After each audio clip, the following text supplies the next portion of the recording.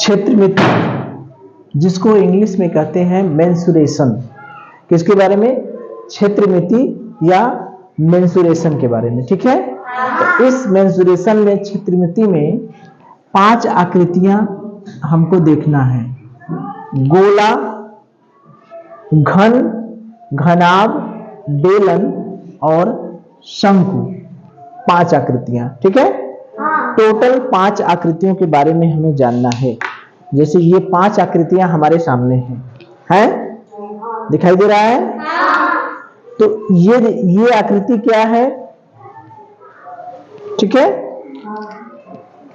इसमें और इसमें ये हो गया घन, ये हो गया शंकु, ठीक है, और ये हो गया गोला और ये हो गया घनाभ। अगर एक एक की बात करें हम, इस घनाभ में क्या है? इस घनाभ में ये लंबाई, चौड़ाई और ऊंचाई, ये देखिए लंबा है, ये वाला जो सिरा है ये लंबा है, ये चौड़ा है, और ये जो गहरा है ये ऊंचाई है। तो लंबाई और चौड़ाई ये दोनों बराबर नहीं है। इस घन की खासियत ये है कि इस घन में लंबाई और चौड़ाई दोनों क्या है? बराबर नहीं है। ठीक है, जैसे यहां पर देखें, ये लंबाई हो गई, ये वाला भाग, ठीक है, ये लंबाई हो गई, और ये वाला भाग हो गया चौड़ाई, और ये जो है दिखाया गया है ये ऊंचाई। तो ये तीनों आपस में बराबर नहीं है। लंबाई, चौड़ाई, ऊंचाई ये आपस में बराबर नहीं है। ये हो गया घनाभ। ठीक है, इसी तरह से घन की अगर हम बात करेंगे तो घन में क्या है? देखिए लंबाई, चौड़ाई और ऊंचाई ये तीनों क्या है? बराबर है। एक एक के बारे में हम डिटेल में देखेंगे, अभी हम केवल एक आइडिया बता रहे हैं कैसा होता है। ठीक है, ये घन हो गया। गोला, जैसे आपने फुटबॉल देखा होगा, फुटबॉल देखें, इसका सभी सिरा जो है वक्रतल है, यानी घुमा हुआ है, मुड़ा हुआ है। ठीक है, इसमें कोई भी घन और घनाभ में कोई भी भाग मुड़ा हुआ नहीं है। मुड़ा है? सब सीधा सीधा है, समतल है।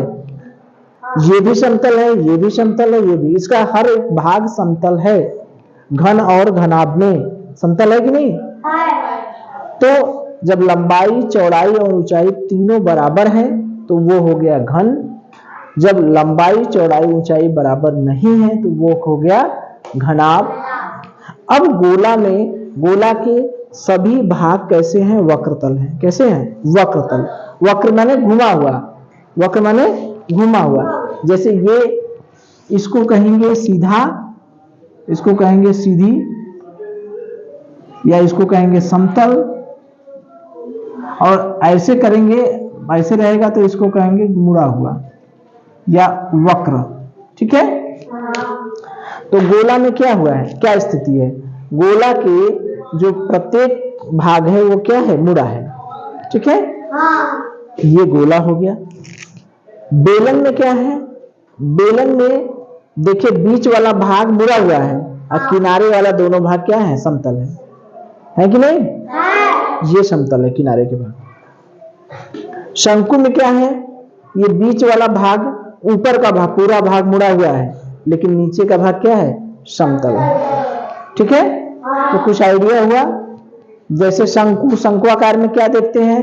होली आ रहा है, होली में सभी लोग टोपी लगाते हैं ना, ऐसे टोपी लगाएंगे, लगाते हैं सब लोग। जोकर की टोपी, इस तरह से टोपी सब लगाते हैं, लगाते हैं ना। इसकी आकृति क्या हो गई? शंकुआकार। गोला का मतलब जो फुटबॉल देखते हैं, गोली देखते हैं, कंचा जिसे कहते हैं, कंचा। ठीक है, गोली होगा, किसी कोई ना कोई गोली रखे होंगे, है किसी के पास?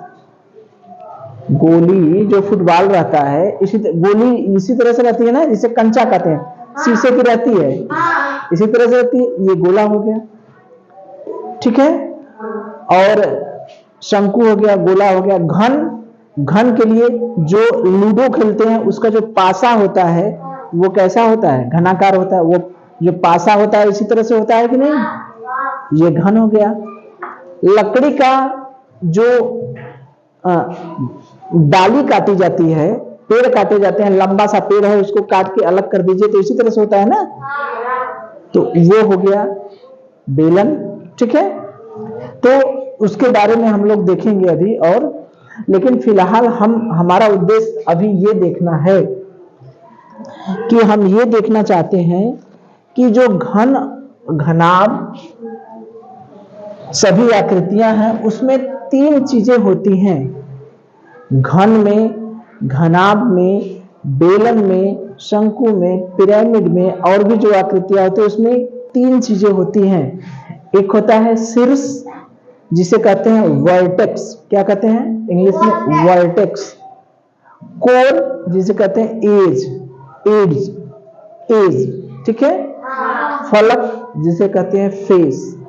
हर एक आकृति में शीर्ष होता है, कोर होता है और फलक होता है। जैसे हम बेलन की घनाभ की बात करें तो इस घनाभ में कितने शीर्ष हैं? शीर्ष माने ये कोने वाला एरिया, ये देखें, ये जो कोना है ये कितने कोने हैं? यही कोने हैं शीर्ष। 1 2 3 4 5 6 7 8। कितने कोने हैं इसमें? 4 कोने इधर हैं, ये घनाभ है। 1 कोना, 2 कोना, 3 कोना, 4 कोना। 4 कोना इधर हो गया और 4 कोना इधर हो गया। ठीक है, घनाभ में टोटल कितने शीर्ष हुए? कितने शीर्ष हुए? शीर्ष 1 2 3 4 इधर, 4 इधर। टोटल कितने शीर्ष हुए? 8। अगर हम घनाभ की बात करें तो घनाभ में शीर्ष कितने हो गए? 8 हुए कि नहीं? समझ में आ रहा है कहां से? 1 2 3 4 5 6 7 8। 4 इधर, 4 इधर। जैसे इस कमरे में हम कहें कितने कोने हैं? कितने कोने हैं तो क्या कहेंगे? 1 कोना, 2 कोना, 3 कोना, 4 कोना। 4 ठो नीचे, 4 ठो ऊपर। तो वही तो ये है। अगर एक कमरे का नीचे का फर्श मान ले तो 4 कोना नीचे और 4 कोना ऊपर। टोटल कितने कोने होंगे? 8। यानी घनाभ में कितने शीर्ष हुए? 8। चित्र में देखिए कौन कौन है। यहां पर देखिए 1 कोना, 1 शीर्ष, 2 शीर्ष, 3 शीर्ष, 4 शीर्ष। 4 शीर्ष इधर हो गए, इधर वाला। अब 4 शीर्ष इधर, 1 2 3 और 1 4। ये कटा हुआ ये शीर्ष नहीं है, ये केवल दोनों रेखाएं एक दूसरे को मिल गई। अब इस चित्र को हम कैसे दिखाएंगे? ये चित्र है 3D, एक होता है 2D और एक होता है 3D। ठीक है, 2D माने जिसे ब्लैक बोर्ड पर हम चिपका सकें। जैसे कागज आपका क्या है? 2D है। 2D माने 2 डायमेंशन है, 2 बीमा है। 2 बीमा में ऊंचाई नहीं होती है, ऊंचाई बहुत कम होती है। तो कागज को हम लोग इस पे चिपका सकते हैं कि नहीं? लेकिन इसको चिपकाने का मतलब चिपका देंगे तो वो उठा हुआ न दिखाई दे। बात समझ में आ रही है? इसको जब चिपकाएंगे तो ये बाहर निकला हुआ दिखाई दे रहा है ना, इसको नहीं चिपका सकते। तो 3D को हमें 2D में दिखाना है, तो कैसे दिखाएंगे? थोड़ा बहुत तिखा तो होगा ही, तो इसी वजह से हो रहा है। ये शीर्ष समझ में आया कि नहीं? 1 शीर्ष, 2 शीर्ष, 3 4 5 6 7 8। शंकु में, घनाभ में टोटल 8 शीर्ष हुए, ये तो समझ गए। अब देखिए ये कूर माने ये जो लाइन है, ठीक है, ये जो किनारा है, ये किनारा है। एक किनारा इधर है, एक किनारा इधर है 2, एक किनारा इधर 3, एक किनारा इधर 4। ये लाइन, ठीक है, एक किनारा 2 किनारा 3 किनारा 4 किनारा। ये ना हुआ, एक किनारा 2 किनारा 3 किनारा 4 किनारा हुआ ना। एक किनारा ये हो गया, एक किनारा ये हो गया 2, एक किनारा ये हो गया 3, एक किनारा हो गया 4। 4 किनारा इधर, 4 किनारा इधर। हुए कि नहीं? बात समझ में आ रही है?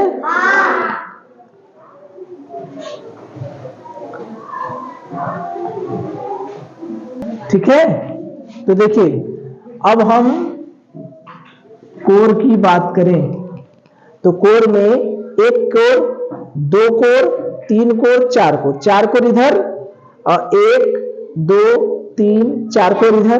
क्या इसके अलावा भी कहीं कोर है? चार कोर इधर, चार कोर इधर, उसके अलावा भी कोर है? एक कोर इधर, एक कोर बिचवा में, एक कोर इधर, एक कोर नीचे, एक कोर ऊपर। ठीक है।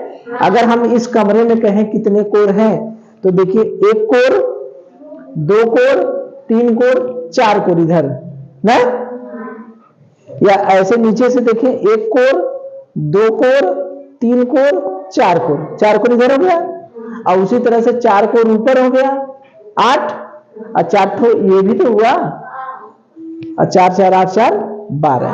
तो इसमें भी 12 हुए कि नहीं? एक कोर, दो कोर, तीन कोर, चार कोर, एक कोर, दो कोर, तीन कोर, चार कोर और 4 ठो इधर बीच में, एक, दो और तीन और ये 4 हुए कि नहीं? 4 कोर इधर हो गए, एक, दो, तीन, चार, 4 ठो इधर हो गए और ये 4 ठो बिचवा में तो भी बचे, एक कोर, दो कोर, तीन कोर, चार कोर बीच वाले। टोटल 12 कोर हुए कि नहीं? इस डस्टर में भी हम लोग देख सकते हैं, जब डस्टर या डब्बे में भी देख सकते हैं। ये है ना, देखिए एक, दो, तीन, चार कोर तो इधर हो गया, एक, दो, तीन, चार कोर इधर हो गया, ढाई तो भी तो बचा, एक कोर इधर, एक कोर इधर, दो कोर उधर, दो कोर नीचे, 8, 4 कोर हो गए ना। 4 ठो इस किनारे, 4 ठो उस किनारे और 4 ठो बीच में। टोटल कितने कोर हो गए?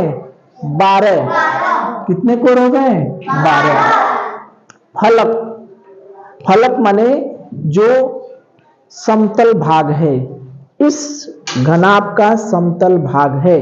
तो कितने समतल भाग है? एक ठो समतल इधर है, ठीक, एक ठो समतल इधर है, 2 हो गया, एक ठो समतल ऊपर, एक ठो समतल नीचे और एक ठो समतल इधर, एक ठो समतल इधर। टोटल कितने हुए? कितने हुए बताइए? 1, 2, 3, 4 और बचा कोई? एक ठो इधर, एक ठो इधर, 6 ठो हुआ ना? नहीं हुआ क्या? अरे ऊपर नीचे 2 ठो, इधर इधर 2 ठो, 4, एक के आगे एक के पीछे, 6 ठो हुआ। तो फलक कितने हैं? फलक कितने होंगे? 6। ठीक है।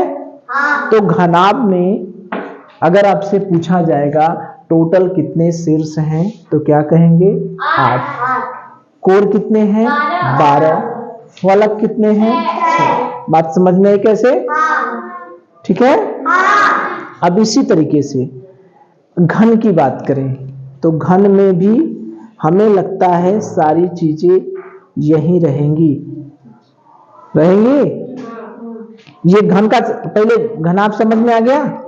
घनाभ में कोई डाउट नहीं है। अगर घनाभ की जगह हम कोई दूसरी आकृति बना दे तो उसमें भी हमें देखना होगा कोर, शीर्ष और फलक। ठीक है। तो घन में याद रहेगा, घनाभ में याद रहेगा 8 शीर्ष, 12 कोर, 6 फलक। ठीक है। चलिए तो देखिए घनाभ की जगह अगर हम घन बना दें, घनाभ की जगह हम क्या बना दें? घन। तो हमें लगता है कि घन में भी वही चीजें होंगी, नहीं होंगी क्या? शीर्ष 1 2 3 4, 1 2 3 4, 4 ठो शीर्ष हो गए।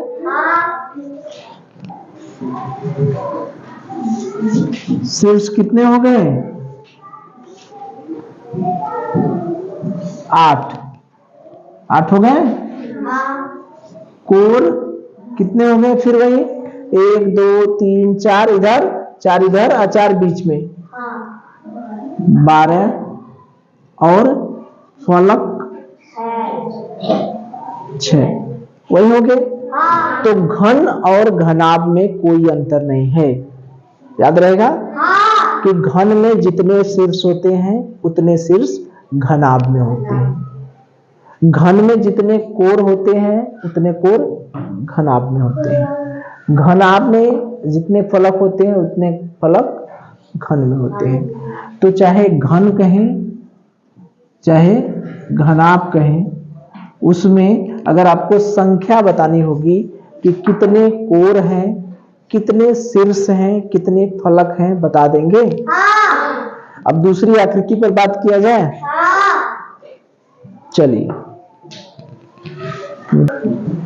चलिए तो पहले हम लोग प्रिज्म आकृति के बारे में जाने। प्रिज्म क्या होता है? जैसे आपने वो देखा होगा शीशा का, ठीक है, शीशा यानी कांच का आकृति होती है। त्रिभुज एक किनारे पर भी होता है, दूसरे किनारे पर भी त्रिभुज होता है, ऐसे लंबा सा होता है, उसे कहते हैं प्रिज्म, ठीक है। उच्च कक्षाओं में जाएंगे तो ये शीशे का प्रिज्म देखने को मिलेगा। उससे प्रकाश गुजरती है तो प्रकाश रंगीन दिखाई देती है, 7 भागों में बढ़ जाती है, बैगनी, लाल, हरा, पीला, ठीक है, नीला, इस तरह से रंगों में बढ़ जाती है। जैसे आप लोग वो स्केल देखे होंगे अपना ना, स्केल को ऐसे सूर्य के प्रकाश में करिए तो वो लगता है कि वो कई रंग की दिखाई दे रहे हैं आंख के पास ऐसे करके। कभी ट्राई करिएगा। या पेन जो खाल ऊंच रहता है, गोल नहीं, जिसमें थोड़ा सा कटा होता है, कटा जो पेन रहता है, उसको भी उससे भी देखेंगे तो ऐसा लगेगा कि प्रकाश हमें रंगीन दिखाई दे रहा है, ठीक है। तो उसी तरह की आकृति होती है प्रिज्म। तो प्रिज्म में हमें बताना है टोटल कितने शीर्ष होंगे। तो शीर्ष तो देखिए 1 2 3 हो गए। 3 शीर्ष। त्रिभुज में कितने शीर्ष होते हैं? 3। एक त्रिभुज इधर है, एक त्रिभुज इधर है, तो 3 शीर्ष इधर, 3 शीर्ष इधर, टोटल कितने शीर्ष हो गए? 6 शीर्ष, ठीक है। फलक की बात करें तो एक फलक इधर, एक फलक इधर, तो त्रिभुज है तो 3 ठो, एक ठो इधर, एक ठो इधर, एक ठो पीछे, नहीं होगा क्या? त्रिभुज में कितने फलक होते हैं? जैसे इस त्रिभुज में कितने फलक होते हैं बताइए? एक इधर, एक इधर, एक उधर और एक नीचे होता है ना। तो एक फलक इधर ये हो गया चपटा वाला भाग, समतल वाला भाग, एक इधर हो गया, ठीक, और एक ऊपर हो गया, एक नीचे हो गया, और एक उसके पीछे जो हमें दिखाई नहीं दे रहा है, ठीक है। तो टोटल कितने फलक हो गए? 5। कोर देखिए, कोर में 1 कोर, 2 कोर, 3 कोर, 3 कोर इधर हो गए, 1 2 3, 3 कोर इधर, यानी टोटल कितने हो गए? 6। अभी 3 ठो बचे हैं, एक इधर, एक इधर और एक इधर, बीच वाले में। त्रिभुज है तो 3 कोर बीच में भी होंगे, 3 ठो इस किनारे, 3 ठो इस किनारे और 3 ठो बीच में। तो ये कितने हो गए टोटल? 9। तो प्रिज्म में कितने शीर्ष होते हैं? 6। कितने कोर होते हैं? 9। कितने फलक होते हैं? 5। याद रखिए, ठीक है। चलिए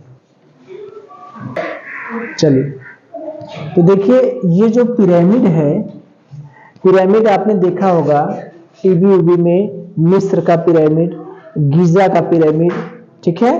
मिस्र में पहले जो लोग मरते थे तो उनको नीचे दफनाकर उनके ऊपर इसी आकृति का बना दिया जाता था। टीवी में देखने को मिले होंगे मिस्र का पिरामिड, गीजा का पिरामिड, पत्थर की ऊंची ऊंची दीवारें चुन दी जाती थी, उसमें दफनाया जाता था। हाँ देखे, टीवी में देखने को मिला होगा। तो ये पिरामिड इसी आकार का होता था, ठीक है। तो ये पिरामिड का जो आधार है,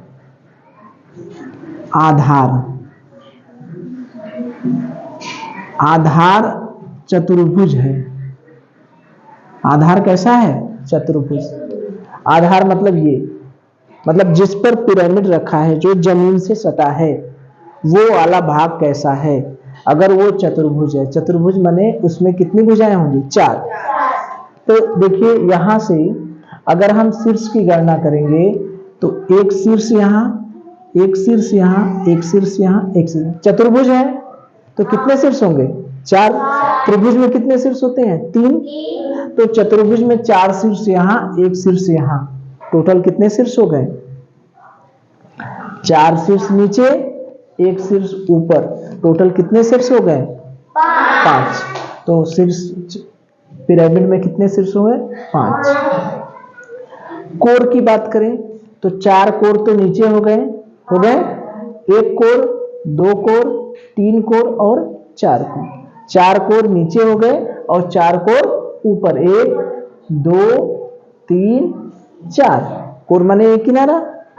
तो जो पत्थर रहेंगे, पत्थर के 4 किनारे नहीं होंगे, 1 किनारा, 2 किनारा, 3 किनारा और 4 किनारा। तो टोटल 4 नीचे, 4 किनारे, तो टोटल कितने हो गए? 8।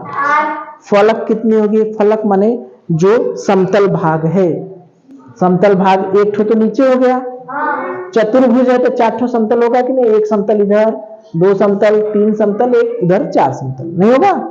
जैसे जहां 4 रहते हैं, जहां पर 4 समतल है वहां पर 4 कोने हैं। 1 कोना, 2 कोना, 3 कोना, 4 कोना। यहाँ पर कितने समतल हैं? 1 समतल, 2 समतल, 3 समतल और 4 समतल। तो 4 समतल ऊपर, 1 समतल नीचे, टोटल कितने फलक हो गए? 5। तो 5 फलक, 8 कोर और 5 शीर्ष, 5 फलक और 8 कोर। ठीक है? अब देखिए हमने किनको किनको देखा? घन घनाभ देखें, घनाभ को देखें, प्रिज्म को देखें और एक किसको देखें? घनाभ, प्रिज्म और पिरामिड। इन तीनों का हम देखें किसमें कितने शीर्ष होते हैं और कितने फलक होते हैं और कितने कोर होते हैं। ठीक है? चलिए देखिए, घनाभ में अभी हमने देखा ना, ये सब हमने देखा ना कि घनाभ में कितने शीर्ष हैं? 8। कितने फलक हैं? 6। कोर कितने हैं? 12। देख लिए, यही चीज घन में भी है। प्रिज्म में कितने हैं?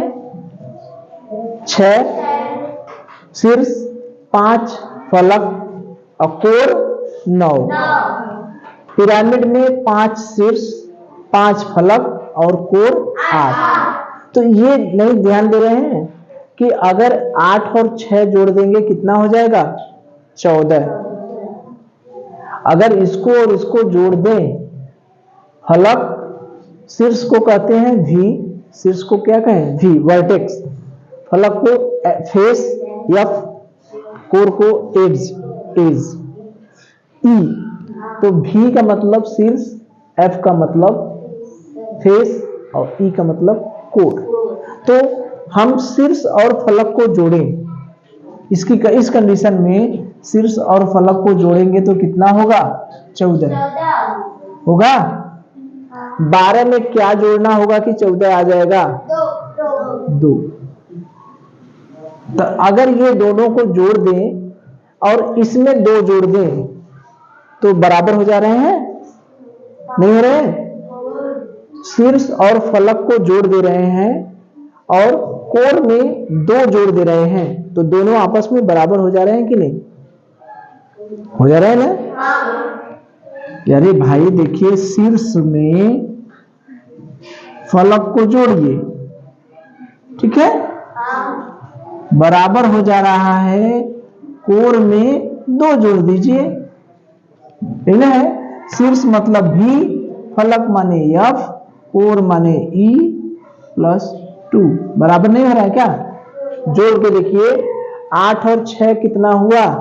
इन दोनों को जोड़ना है, इन दोनों को क्या करना है? जोड़ना है। इसमें क्या करना है? +2 जोड़ना है। बराबर हो रहा है कि नहीं बताइए? 8 6 कितना हुआ? 14। 12 में कितना जोड़ना होगा? 2, 14 होने के लिए। इसको जोड़िए, 6 5 कितना हुआ? 11। 9 में कितना जोड़े? 2। 5 5 कितना हुआ? 10। 8 में कितना जोड़े? 2। तो देख रहे हैं, कोर में अगर हम 2 जोड़ दे रहे हैं, तो कोर में अगर हम 2 जोड़ दे रहे हैं तो फलक और शीर्ष दोनों को जोड़ने पर बराबर हो जा रहे हैं। यानी फलक और शीर्ष को जोड़े और कोर में 2 जोड़े तो दोनों आपस में बराबर होंगे कि नहीं होंगे? यहां से देखिए, चाहे तो हम प्रश्न बना सकते हैं, नहीं प्रश्न बना सकते? यदि हम कहें कि भी का मान 8 है f का मान 6 है तो e का मान क्या होगा? मतलब समझ रहे हैं? इसमें 1 2 3 है, 2 ठो दे करके तीसरा पूछेगा, कहेगा एक आकृति में 8 शीर्ष हैं। कितने शीर्ष हैं? 8। उस आकृति में 6 फलक हैं।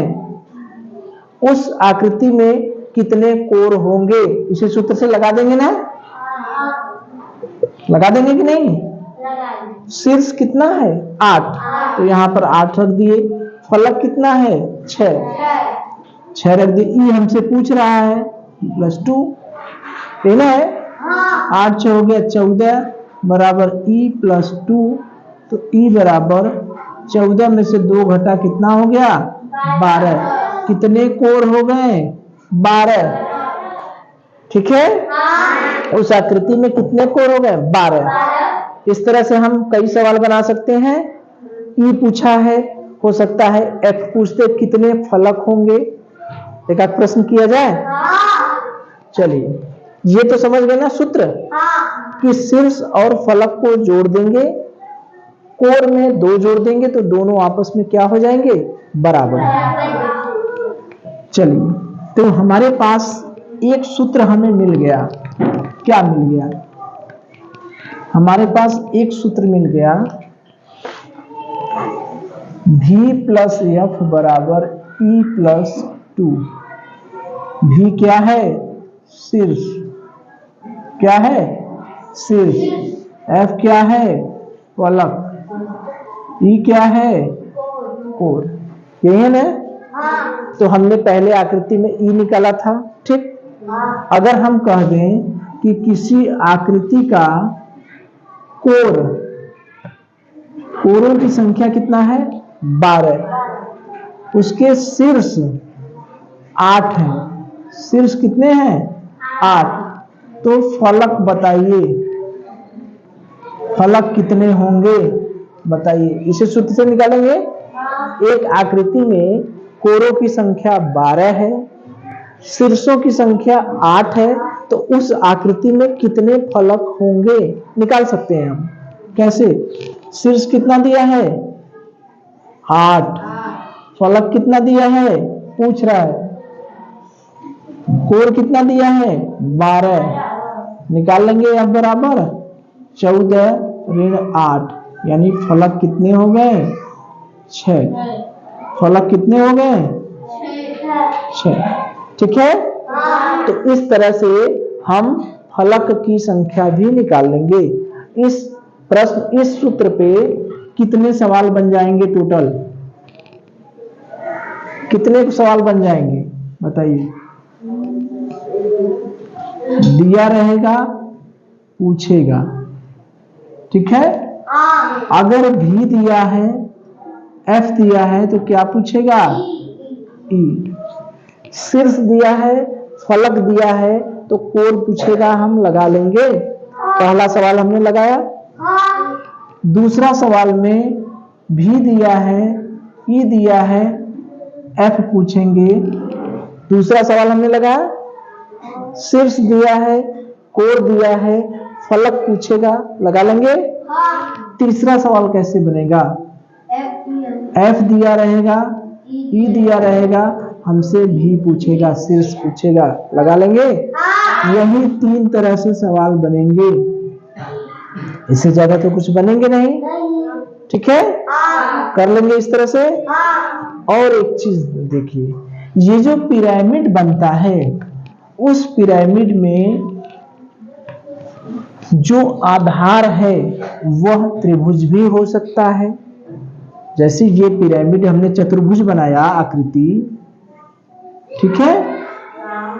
चतुर्भुज बनाए, ये पिरामिड में चतुर्भुज हमने बनाए। ठीक है? तो ये आकृति त्रिभुज भी हो सकती है। हो सकती है कि नहीं? ठीक है? बहुभुज भी हो सकता है, कई भुजा वाला भी हो सकता है। ठीक है? तो जैसा रहेगा वैसा उसका आधार होगा, वैसे उसके कोरों की संख्या होगी। ठीक है, जैसे इसमें अगर देखेंगे तो फलक कितने हो जाएंगे, एक फलक इधर, अगर मान लीजिए षष्ठभुज है, षष्ठभुज है तो इसमें फलक कितने हो जाएंगे बताइए, एक फलक तो इधर हो जाएगा, और 6 भुजा है, 2 3 4 5 6 भुजा है तो 6 ठो फलक ऊपर होगा, टोटल कितने फलक हो जाएंगे, 7। शीर्ष कितने हो जाएंगे, 6 ठो नीचे, 1 2 3 4 5 6 ठो नीचे, 1 ठो ऊपर, 7। कोर कितने हो जाएंगे, 6 कोर नीचे, 1 2 3 4 5 6 कोर नीचे, 6 कोर ऊपर, यानी कितने हो गए, 12। बात समझ में आ रही है।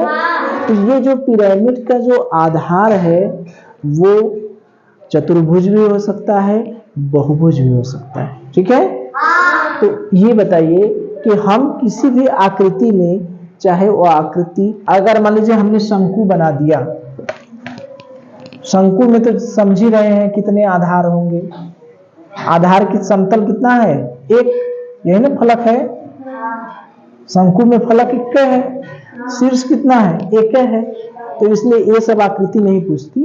ठीक है, लेकिन पिरामिड, प्रिज्म, घन, घनाभ, कितनी आकृति, 4 आकृति, घन, ठीक है, घनाभ, प्रिज्म, पिरामिड। इसमें कितने शीर्ष होंगे, कितने कोर होंगे, कितने फलक होंगे, ये सब बता सकते हैं।